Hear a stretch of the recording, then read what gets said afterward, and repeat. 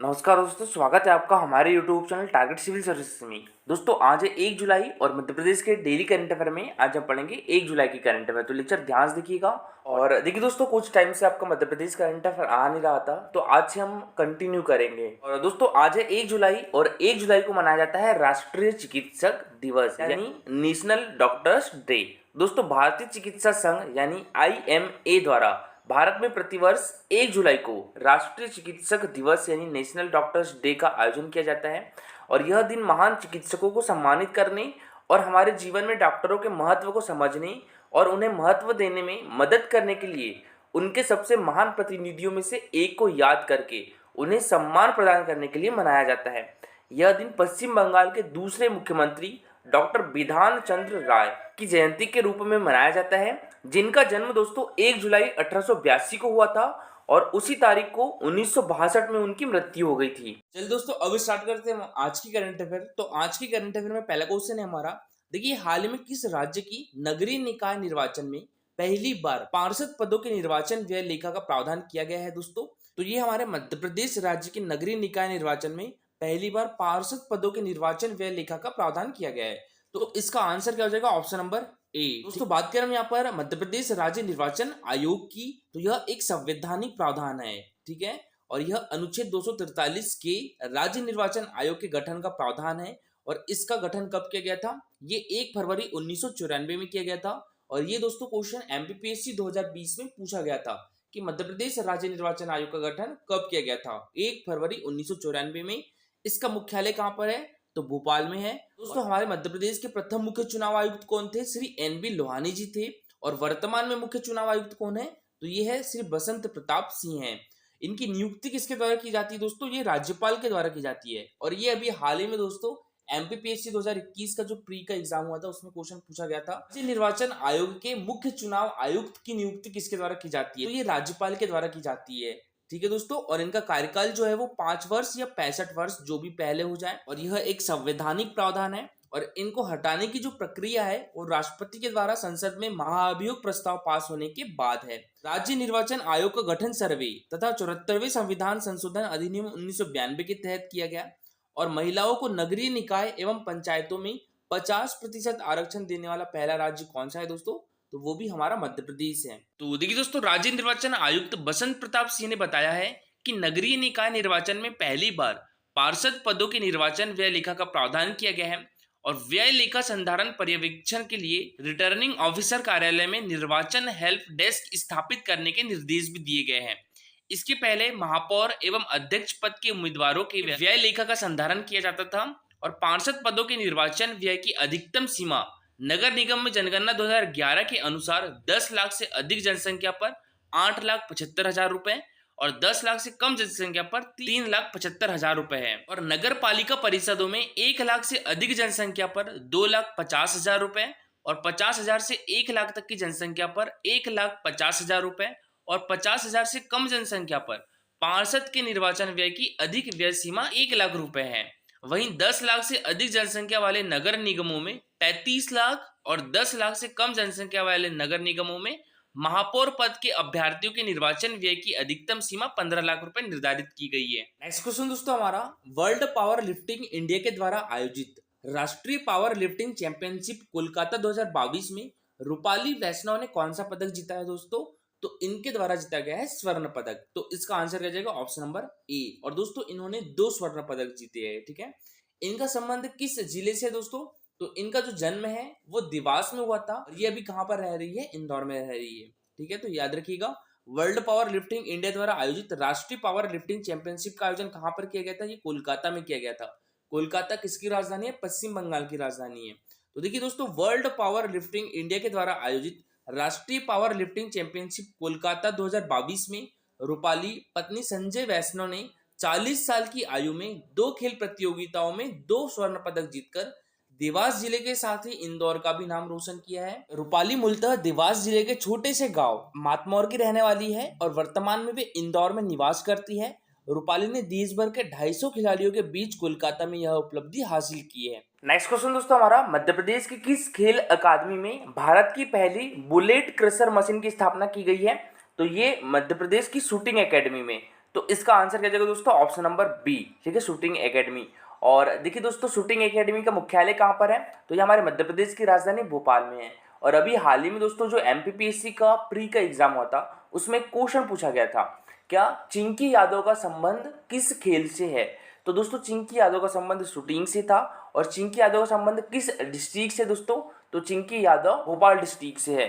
और दोस्तों चिंकी यादव को हमारे मध्य प्रदेश गवर्नमेंट के द्वारा खेल के क्षेत्र में दिया जाने वाला जो एकलव्य पुरस्कार है वो 2017 में मिला था। विक्रम पुरस्कार कब मिला था इनको, तो ये 2019 में मिला था। कि मध्य प्रदेश राज्य शूटिंग एकेडमी में भारत की पहली बुलेट क्रशर मशीन की स्थापना की गई है और इस मशीन से इस्तेमाल किए गए कारतूस के सेल को नष्ट किया जाता है। इसके उपयोग से इस्तेमाल किए गए बुलेट को दोबारा उपयोग में नहीं लाया जा सकेगा और इस व्यवस्था से कारतूस का दुरुपयोग नहीं होगा। खेल एवं युवा कल्याण विभाग, इसकी मंत्री कौन है दोस्तों, यशोधरा राजे सिंधिया है। तो इनके द्वारा मध्य प्रदेश राज्य शूटिंग एकेडमी में शूटिंग की शॉटगन, पिस्टल और राइफल विधाओं में लगभग 100 से अधिक खिलाड़ी अंतर्राष्ट्रीय प्रशिक्षक श्री मनसीर सिंह, श्री जसपाल राणा तथा सुश्री सुमा सिरूर से प्रशिक्षण प्राप्त कर रहे हैं। नेक्स्ट क्वेश्चन दोस्तों हमारा, हाल ही में हरियाणा के गुरुग्राम में आयोजित राष्ट्रीय आइस स्केटिंग प्रतियोगिता में नर्मदापुरम जिले के खिलाड़ी नोएल सी चेरियन ने कौन सा पदक जीता है दोस्तों, तो इनके द्वारा जीता गया है कांस्य पदक। तो इसका आंसर क्या जाएगा, ऑप्शन नंबर सी, ठीक है, कांस्य पदक। और दोस्तों नर्मदापुरम जिले से ही हॉकी खिलाड़ी विवेक सागर का नाम भी याद रखिएगा। विवेक सागर जो है वो हॉकी खिलाड़ी है। नेक्स्ट क्वेश्चन दोस्तों हमारा, हाल ही में नशा मुक्ति जागरूकता के लिए लिखी गई पुस्तक जागरूक समाज नशा मुक्त समाज पुस्तिका का विमोचन किसके द्वारा किया गया है दोस्तों, तो ये श्री प्रतीक हजीला जी के द्वारा किया गया है। तो इसका आंसर क्या जाएगा, ऑप्शन नंबर ई। और श्री प्रतीक हजीला जी कौन है दोस्तों, तो ये सामाजिक न्याय एवं निःशक्तजन कल्याण के प्रमुख सचिव है। तो देखिए दोस्तों, प्रमुख सचिव सामाजिक न्याय एवं निःशक्तजन कल्याण श्री प्रतीक हजेला ने शुद्धि नशा मुक्ति केंद्र के संचालक श्री राजीव तिवारी द्वारा नशा मुक्ति जागरूकता के लिए लिखी गई पुस्तक जागरूक समाज नशा मुक्त समाज पुस्तिका का विमोचन किया है। तो दोस्तों याद रखिएगा, जागरूक समाज नशा मुक्त समाज के लेखक कौन है, ये है श्री राजीव तिवारी जी। राजीव तिवारी जी के द्वारा बताया गया है कि यह किताब उनके नशा मुक्ति केंद्र के संचालन, शोध और दीर्घ अनुभव पर आधारित है। तिवारी ने बताया है कि केंद्र के द्वारा नशा मुक्ति जागरूकता पुस्तक स्कूलों में निःशुल्क वितरित की जाएगी। नेक्स्ट क्वेश्चन दोस्तों हमारा, 17 जून से 21 जून 2022 तक कोयम्बटूर में आयोजित सीनियर एशियन पावर लिफ्टिंग प्रतियोगिता में भोपाल के पावर लिफ्टर शैलेंद्र सेवतिया ने कौन सा पदक जीता है दोस्तों, देखिए शैलेंद्र सेवतिया जी के द्वारा स्वर्ण पदक जीता गया है और इसी प्रतियोगिता में तुषार कदम के द्वारा जीता गया है रजत पदक। ठीक है, देखिएगा सीनियर एशियन पावर लिफ्टिंग प्रतियोगिता का आयोजन कहां पर किया गया था, तो ये कोयम्बटूर में किया गया था और शैलेंद्र सेवतिया ने स्वर्ण पदक जीता है और यहाँ पर तुषार कदम जी के द्वारा रजत पदक जीता गया है। तो देखिए दोस्तों, 17 से 21 जून 2022 तक कोयम्बटूर में आयोजित सीनियर एशियन पावर लिफ्टिंग प्रतियोगिता में भोपाल के पावर लिफ्टर शैलेंद्र सेवतिया और तुषार कदम ने शानदार प्रदर्शन करते हुए देश को स्वर्ण पदक और रजत पदक दिलाया है। नेक्स्ट क्वेश्चन दोस्तों हमारा, हाल ही में विशाखापट्टनम में जनजातीय नृत्य महोत्सव 2022 में मध्य प्रदेश के किस जिले के गुद्रुम बाजा नृत्य ने देश में प्रथम पुरस्कार जीता है दोस्तों, तो ये किस जिले का है दोस्तों, गुद्रुम बाजा नृत्य अनूपपुर डिस्ट्रिक्ट का है। तो इसका आंसर क्या हो जाएगा, ऑप्शन नंबर ए, ठीक है, अनूपपुर। दोस्तों अनूपपुर के अमरकंटक से हमारे मध्य प्रदेश की दो महत्वपूर्ण नदियां, एक तो नर्मदा नदी और एक सोन नदी का उद्गम स्थल भी है। दोस्तों अभी हाल ही में क्वेश्चन पूछा गया था एमपीपीएससी 2021 के प्री में, इंदिरा गांधी ट्राइबल विश्वविद्यालय मध्य प्रदेश के किस शहर में स्थित है, किस शहर में है, अमरकंटक में है। ये दोस्तों गुद्रुम बाजा नृत्य को विशाखापट्टनम में जनजातीय नृत्य महोत्सव 2022 में देश भर में प्रथम पुरस्कार प्राप्त हुआ है। विशाखापट्टनम में 10 से 12 जून 2022 तक जनजातीय कार्य मंत्रालय भारत सरकार के सहयोग से tribal culture research and training mission के तहत आंध्र प्रदेश सरकार के द्वारा आयोजित जनजातीय नृत्य महोत्सव 2022 में देश के 14 राज्यों के जनजातीय नृत्य दलों ने प्रतिभागिता में भाग लिया और शहडोल संभाग के अनूपपुर जिले के ग्राम बीजापुरी नंबर 1 के शिव प्रसाद धुर्वे का गुद्रुम बाजा नृत्य ने भी हिस्सा लिया। अद्भुत प्रस्तुति के लिए देश के समस्त नृत्य दलों के बीच अनूपपुर की गुद्रुम नृत्य दल ने प्रथम पुरस्कार एवं 1 लाख रुपए की राशि प्राप्त कर देश में प्रदेश, संभाग और जिले और अपने गांव को पहचान दिलाई है। नेक्स्ट क्वेश्चन दोस्तों हमारा, हाल ही में किस राज्य सरकार के द्वारा योग आयोग गठन करने का निर्णय लिया गया है, तो ये हमारी मध्य प्रदेश गवर्नमेंट के द्वारा। तो इसका आंसर क्या जाएगा दोस्तों, ऑप्शन नंबर बी, ठीक है, मध्य प्रदेश। और दोस्तों अंतर्राष्ट्रीय योग दिवस कब मनाया जाता है, तो ये 21 जून को मनाया जाता है। देखिए दोस्तों, मध्य प्रदेश गवर्नमेंट के द्वारा योग आयोग गठन करने का निर्णय लिया गया है और इसकी पूरी तैयारियां भी कर ली गई है। मध्य प्रदेश के स्कूलों में भी बच्चों को योग की शिक्षा दी जाएगी और अंतर्राष्ट्रीय योग दिवस के मौके पर मुख्यमंत्री शिवराज सिंह चौहान ने मुख्यमंत्री निवास पर आयोजित सामूहिक योग कार्यक्रम में योग किया। अंतर्राष्ट्रीय स्तर पर योग दिवस मनाने की पहल भारत की तरफ से की गई थी और संयुक्त राष्ट्र सभा की बैठक में प्रधानमंत्री नरेंद्र मोदी ने योग दिवस मनाने का प्रस्ताव रखा था और इस प्रस्ताव को संयुक्त राष्ट्र महासभा ने 11 दिसंबर 2014 को पूर्ण बहुमत से स्वीकार कर लिया और तब से हर साल 21 जून को अंतर्राष्ट्रीय योग दिवस मनाया जाता है। नेक्स्ट क्वेश्चन दोस्तों हमारा, हाल ही में किस जिले को मोतियाबिंद मुक्त करने नेत्र ज्योति अभियान चलाया जाएगा? तो ये भोपाल में चलाया जाएगा। तो इसका आंसर किया जाएगा ऑप्शन नंबर बी, ठीक है, भोपाल।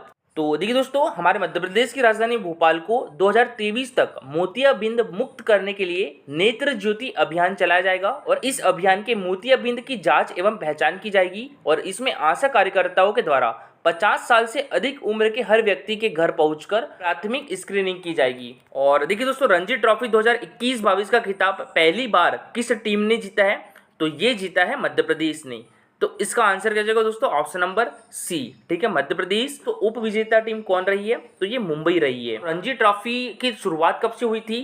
तो ये 1934-35 से हुई थी और हमारे मध्य प्रदेश की टीम ने दोस्तों पहली बार रणजी ट्रॉफी जीती है, ठीक है। ज्यादा बार रणजी ट्रॉफी किसके द्वारा जीती गई है दोस्तों? तो ये मुंबई के द्वारा जीती गई। कितनी बार? 41 बार। देखिए दोस्तों, 26 जून 2022 को मध्य प्रदेश ने बेंगलुरु के एम चिन्नास्वामी स्टेडियम में फाइनल मुकाबले में मुंबई को 6 विकेट से हराकर अपना पहला रणजी ट्रॉफी खिताब जीता है और मध्य प्रदेश ने पिछली बार रणजी ट्रॉफी का फाइनल वर्ष 1988-89 में बेंगलुरु के एम चिन्नास्वामी स्टेडियम में खेला गया था। फाइनल मुकाबले की पहली पारी में 116 और दूसरी पारी में 30 रन बनाने के लिए मध्य प्रदेश की शुभम शर्मा को फाइनल मुकाबले में मैन ऑफ द मैच चुना गया है। तो शुभम शर्मा दोस्तों मैन ऑफ द मैच रहे हैं फाइनल मैच में और पूरे टूर्नामेंट में सर्वाधिक 982 रन बनाने वाले मुंबई के सरफराज खान को मैन ऑफ द टूर्नामेंट चुना गया है।